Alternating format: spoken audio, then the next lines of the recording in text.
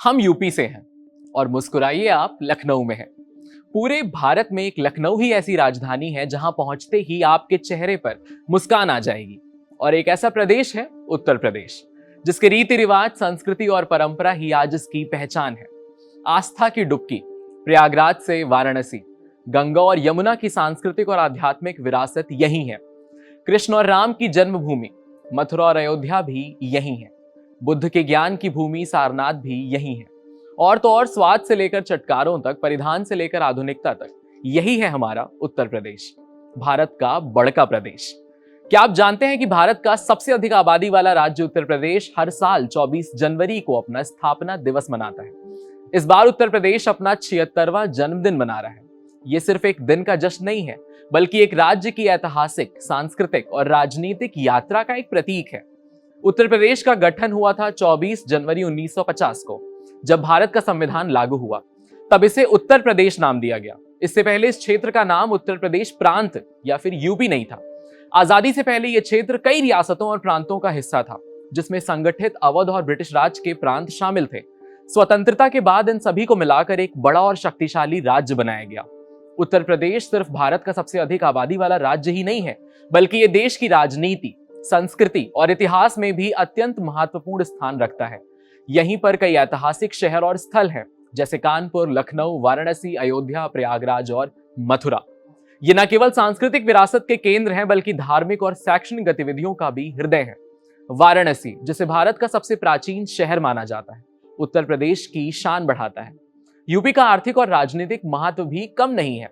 देश की राजनीति में हमें हमेशा निर्णायक राज्य माना गया है। लोकसभा और विधानसभा चुनावों में यहाँ की सीटें अक्सर राष्ट्रीय स्तर पर निर्णायक साबित होती हैं। यही कारण है कि भारत के प्रधानमंत्री और केंद्रीय मंत्री अक्सर इस राज्य में दौरे पर नीतिगत फैसले करते हैं। संस्कृति की बात करें तो उत्तर प्रदेश ने कला, संगीत, नृत्य और खाना हर क्षेत्र में अपनी पहचान बनाई है। क्लासिकल संगीत और ठुमरी, कन्नौज और लखनऊ की चांदी और जरी कढ़ाई, और त्योहार जैसे दीपावली और होली, सभी ने यूपी को सांस्कृतिक मानचित्र पर प्रतिष्ठित किया है। इसके अलावा यहाँ की खाद्य संस्कृति जैसे कचौड़ी, बिरयानी, लिट्टी चोखा पूरे देश में अपनी छवि बनाई है। क्या आप जानते हैं कि उत्तर प्रदेश सिर्फ राजनीति और इतिहास के लिए ही नहीं, बल्कि भाषा और संस्कृति के लिए भी खास है। यूपी एक ऐसा राज्य है जहां भाषाओं का रंग बिरंगा मिश्रण देखने को मिलता है। यहाँ की सबसे प्रमुख भाषा हिंदी है और इसे आधिकारिक रूप से राज्य की सरकारी भाषा भी माना जाता है।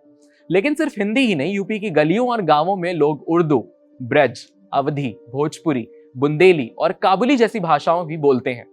उदाहरण के लिए लखनऊ और आसपास के क्षेत्रों में उर्दू का बहुत प्रभाव है, खासकर लखनऊ की तहजीब और शायरी में भी। वहीं ब्रज भाषा आगरा और मथुरा के मंदिरों और संस्कृति से जुड़ी हुई है और अवधी अवध क्षेत्र की लोक कथाओं और गीतों में सुनाई देती है। पूर्वांचल में अवधी भाषा आज भी भारत की सबसे मीठी भाषा बोलियों में से एक है। यूपी की अलग अलग भाषाएं सिर्फ संचार का माध्यम नहीं है या फिर बातचीत करने का तरीका नहीं है, बल्कि ये संस्कृति, संगीत, कला और रीति रिवाज को भी आकार देती है। आखिर यही भाषाएं ही तो हैं जो कहीं भी होगा, अगर कोई इस भाषा में बोलेगा तो अपने आप पता चलेगा कि वो यूपी से है। क्या आप जानते हैं कि उत्तर प्रदेश का इतिहास हजारों साल पुराना है?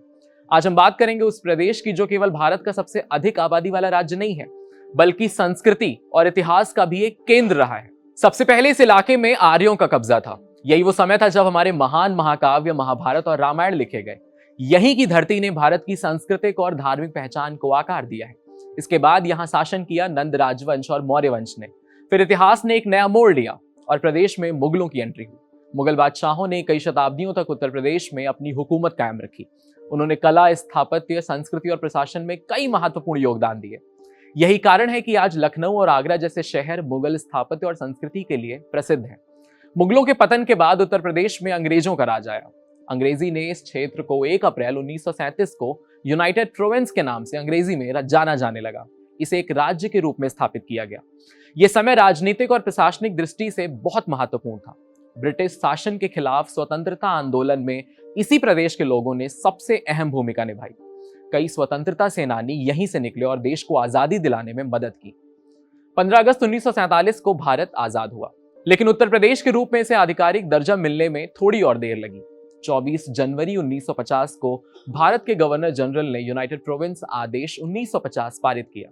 इस आदेश के अनुसार यूनाइटेड प्रोविंस का नाम बदलकर उत्तर प्रदेश रखा गया और यहीं से उत्तर प्रदेश की स्थापना मानी जाती है। क्या आप जानते हैं कि उत्तर प्रदेश का इतिहास केवल स्वतंत्रता संग्राम और ब्रिटिश शासन तक ही नहीं सीमित है? इसका गठन और प्रशासनिक बदलाव कई सदी पहले शुरू हो गया था।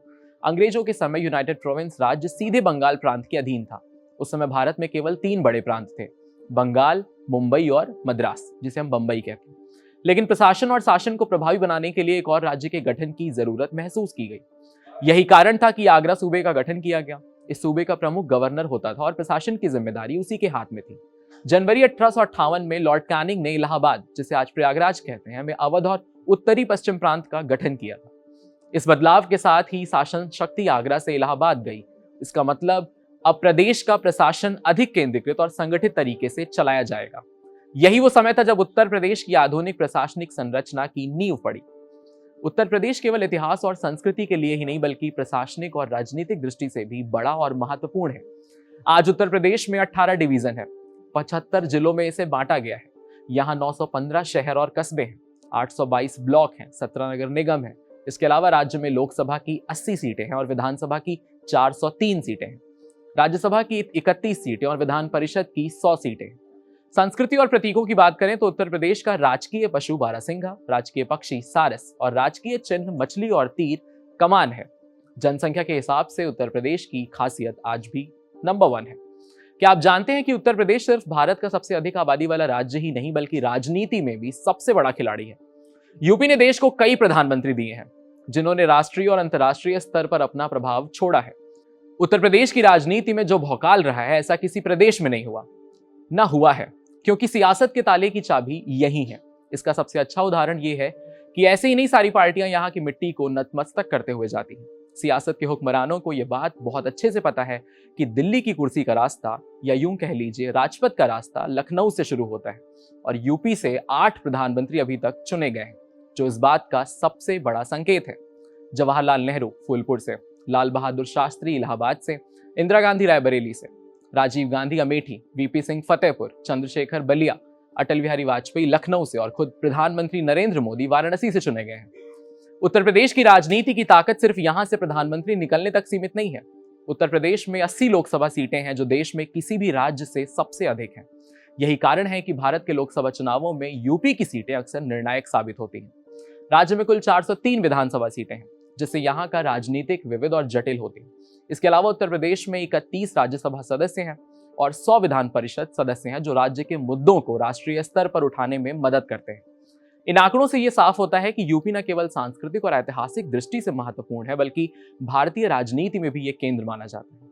आज जब हम यूपी का स्थापना दिवस मनाते हैं, तो ये सिर्फ एक तारीख नहीं है, बल्कि हमें याद दिलाता है कि यूपी ने हमेशा देश की राजनीति, संस्कृति और विकास में महत्वपूर्ण योगदान दिया है।